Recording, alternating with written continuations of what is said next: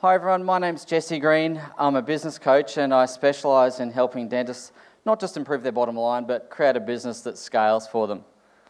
I've been a dentist myself for what seems like an eternity, 20 odd years now, and over the course of those 20 years I've been fortunate enough to be able to own and operate several practices, and we made a good fist of that. And what I'm just listening to Tim talking is the importance of building those assets into your business. And we were able to sell and transform our own dental practices based on the assets in that business, and we were able to sell them quite profitably. As a consequence, and because of the results of that, I was then asked to consult to a variety of different practices, ranging from really small single-man operators right up to publicly listed companies that have dozens of practices across multiple locations. And what I found is I had been working hard as a consultant, and while I was getting great results for my clients and the business was well regarded, what I found is I'd created myself a highly paid job.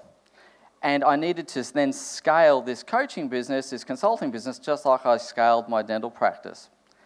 So when I came to KPI, I was tired, to be truthful. I was not burnt out, but I was really on that treadmill, the time for money thing you've probably heard people talk about, and I was just pedaling harder and harder and harder. And what I found during the 40 weeks, I was really challenged to think carefully about business model in particular. And during the 40 weeks, I had a couple of really key shifts, and I want to share those with you in a moment. I also want to share with you one really big key shift that happened after the 40-week period, because that's just as important. So as I said, during the 40 weeks, we were challenged to think about a whole variety of different things, and I came to understand very clearly that I was actually sitting on a mountain of value. As Tim had described earlier, because it was just second nature to me, I didn't actually understand its worth. I also realised that I had been thinking that my clients wanted me because of the results that I had achieved and because of the things I could help them do.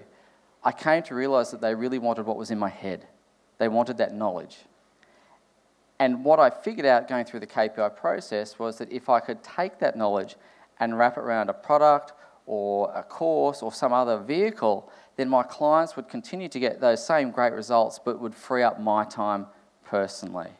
And that was a really key and strategic shift for me.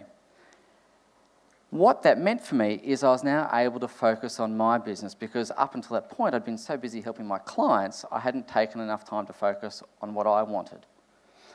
So as a result of that freedom of thinking, I then looked at how could I extend my reach, how could I take on my more clients, how could I increase my capacity. And that really came about through partnerships, which I know you're going to hear about this afternoon.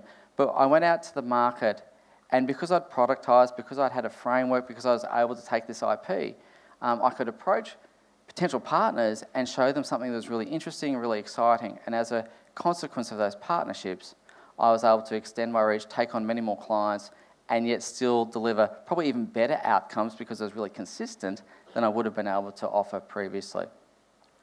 So in terms of results, during the 40 weeks alone, I added an extra $250,000 of revenue just in the 40 weeks. So of course, we've done more than that since, and while I'm really proud of that result, of course, what I'm most proud of is the fact that we're able to scale and get my time back. That's the most important thing for me because I've got young kids. I did mention to you that there was a third insight, and that third insight happened only recently. And it's one of those things, it's a bit like parenthood. You know when people try and tell you what it's like to be a parent, but until you've actually had a child, you don't really know? It's a bit like that. So I went through the program, and I always understood that there was a great synergy with the 5 Ps.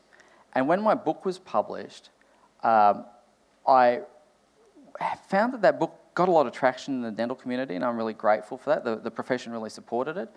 And as a result of that, I was asked to speak and train a couple of practices. I charged a hefty speaking fee for that, and then I was asked to train another practice. And then the penny dropped. So instead of charging a speaking fee, what I did was I ran an event, and in one day, instead of charging $5 or $6 grand for training, I made $16,000 as a profit for one day. The same content, just repurposed.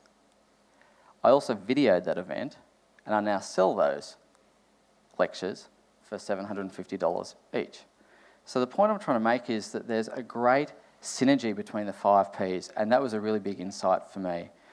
So if you've got any questions at all, please, I'd be happy to answer them for you later on and share my story with you, but that's me done. So thanks so much for your attention today, and I hope you have a great afternoon.